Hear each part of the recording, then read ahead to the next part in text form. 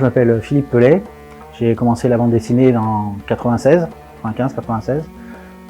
Et puis toujours en tant que dessinateur. Et là, ça fait un petit moment que je bosse sur un projet où je m'essaye en tant que scénariste. Voilà, je m'essaye. Et du coup, je fais de la bande dessinée depuis presque 23 ans maintenant. Donc voilà, j'avais envie de voir ce que j'étais capable de faire en tant que scénariste.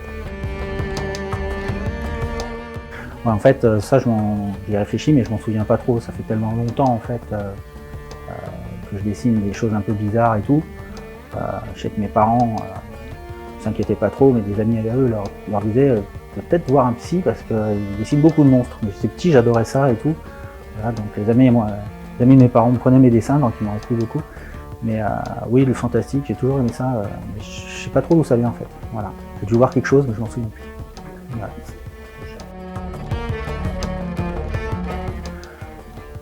Moi personnellement, j'adore les anciennes cultures, là, existantes et tout ça. Et ce que j'aime bien, c'est faire des dérivés de ça. Voilà, donc en fait, quand je vois des films, des jeux vidéo, des choses comme ça qui sont basés sur culture existante, mais qui a été un petit peu modifiée et tout, j'adore ça. En fait, c'est tout le travail de conception, de reconception d'un objet, d'une culture. Je trouve ça vachement intéressant parce qu'à la base déjà il y a tellement de choses fabuleuses qui ont été faites que inventer des fois c'est pas toujours évident quoi. À part retomber dans les travers de la fantaisie classique ou des choses comme ça, pour moi. Oui, alors moi je sais que j'ai toujours adoré le côté un petit peu la culture du Moyen-Orient, l'esthétique et tout ça. Donc ça c'est pareil à retravailler, en ce moment pour moi c'est un vrai régal quoi. Alors, on va essayer. Parce que bon, voilà, en tant que scénariste, je dois avouer que les débuts ont été très compliqués. Voilà, assez désespérants des fois. Et puis bon, à force de travail, patience, on avance. Mais même encore maintenant, il y a des zones qui restent encore un peu floues. Mais bon, en général, voilà, je vais sortir un petit peu j'ai envie de sortir de l'heroic fantasy classique au niveau visuel, les elfes, tout le côté un petit peu brocéliande et tout ça, pour essayer de m'orienter plus vers une fantasy un peu à la Prince of Persia, des choses comme ça, voilà. Parce que j'adore le soleil, en plus je suis du sud, donc moi quand je vois tous ces beaux albums qui sont tout sombres et tout ça, je me dis il faut montrer aussi que voilà, il y a des endroits où il fait beau, et j'adore comment ça s'appelle l'univers de la Stygie, par exemple dans Conan, où malgré le fait qu'il y ait une ambiance très chaleureuse et tout, derrière il peut y avoir un côté très sombre et j'adore le contraste qu'il y a entre les deux. Donc voilà, c'est un petit peu comme ça que je vois les choses. Et puis après, pour ce qui est des personnages, pareil, c'est des personnages un petit peu particuliers. C'est un gros pari, hein, ce que je fais. Je sais bien que voilà, je vais éviter il n'y aura pas d'héroïne au début. Voilà.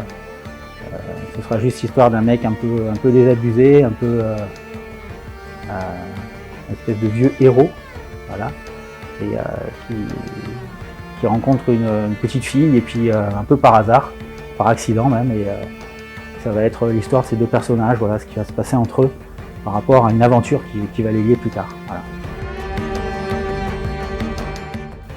Alors bon, c'est de la fantaisie, tout est inventé au niveau de l'histoire et tout ça, il n'y a pas de référence historique, rien du tout. Après, c'est vrai qu'au niveau visuel, moi je travaille, avant tout je suis dessinateur. Et voilà, pour tout ce qui est visuel et tout, il y a beaucoup de recherche, beaucoup de travail sur, comme je disais, retravailler des choses existantes, des choses comme ça.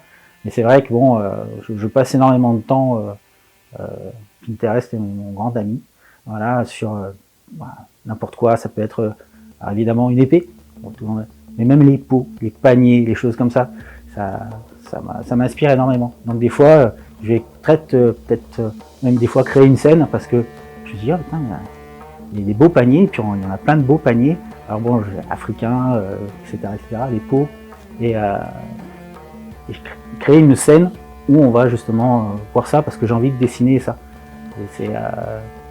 Donc voilà, c'est beaucoup de documentation et sur les objets, sur l'architecture, des choses comme ça, quoi. Voilà.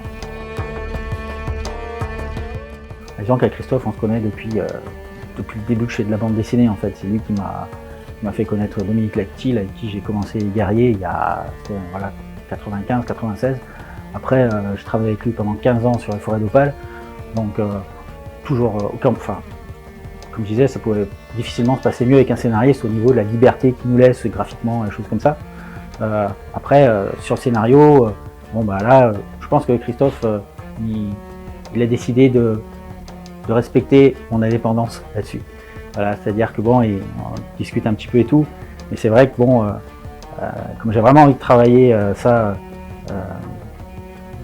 de mon côté avec mes idées,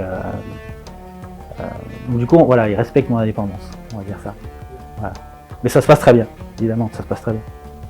Il aura de toute façon un droit de regard sur la fin, évidemment, mais disons que j'aimerais aussi le surprendre sur certaines choses et tout, donc on va dire que voilà, je lui fais la surprise.